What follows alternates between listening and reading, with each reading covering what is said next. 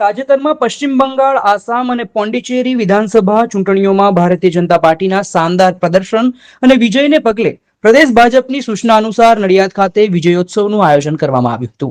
નડિયાદ વિધાનસભાના ધારાસભ્ય પંકજભાઈ દેસાઈના અધ્યક્ષ સ્થાને યોજાયેલ આ કાર્યક્રમમાં કાર્યકરોએ મોટી સંખ્યામાં ઉમટી પડી જીતનો હર્ષ વ્યક્ત કર્યો હતો. પશ્ચિમ બંગાળ, આસામ અને પોંડિચેરીમાં ભાજપના વિજયના સમાચાર વહેતા થતા જ સમગ્ર દેશ સહિત ગુજરાતમાં પણ કાર્યકરોમાં ભારે ઉત્સાહ જોવા મળ્યો હતો. આ વિજયને વધાવવા માટે ખેડા જિલ્લા ભાજપ અને નડિયાદ મહાનગર દ્વારા ખાસ કાર્યક્રમનું આયોજન કરવામાં આવ્યું હતું. નડિયાદના ડુમરાલ દરવાજા ફાયર બ્રિગેડ પાસે અને સંતરામ મંદિરની સામે 6 કલાકે ભાજપના હોદ્દેદારો અને કાર્યકરો એકત્રિત થયા હતા. ધારાસભ્ય પંકજભાઈ દેસાઈની આગેવાનીમાં યોજાયેલા આ વિજયોત્સવમાં કાર્યકરોએ ફટાકડા ફોડી અને પશ્ચિમ બંગાળની પ્રખ્યાત ઝાલમુરી ખાઈને વિજયોત્સવની ઉજવણી કરી હતી. આ પ્રસંગે ધારાસભ્યની સાથે સાથે જાનવીબેન વ્યાસ તથા ભાજપ પરિવારના સૌ ઉપસ્થિત રહ્યા હતા.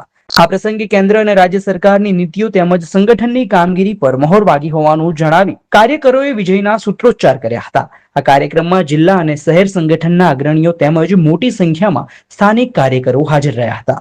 બંગાળની અંદર જ્વલંત વિજય પ્રાપ્ત કર્યો છે.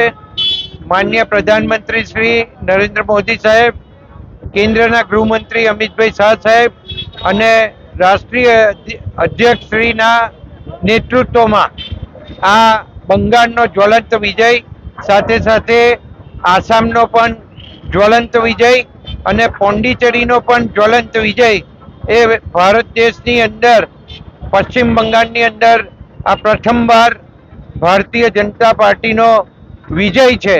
અને આ વિજય માન્ય પ્રધાનમંત્રી શ્રી નરેન્દ્ર મોદી સાહેબને આભારી છે. અને આજે પશ્ચિમ બંગાળની જનતાએ એ સિદ્ધ કરી આપ્યું છે કે મમતા બેનર્જીનું શાસન બંગાળની અંદર ચાલે નહીં અને પ્રજાએ એને બિલકુલ જાકારો આપી દીધો છે. એનો આ વિજય ઉત્સવ છે.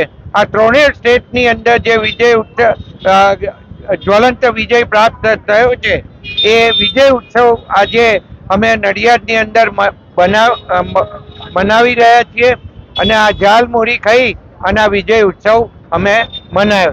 My school is one such future-ready school where I understand each and every concept taught in the class and don't rote learn, where teachers don't just use books and blackboard to teach but use new ways of teaching and learning like audiovisual learning, activity-based learning and group activities which enhances my conceptual understanding. My school also teaches coding, which is an important 21st century skill.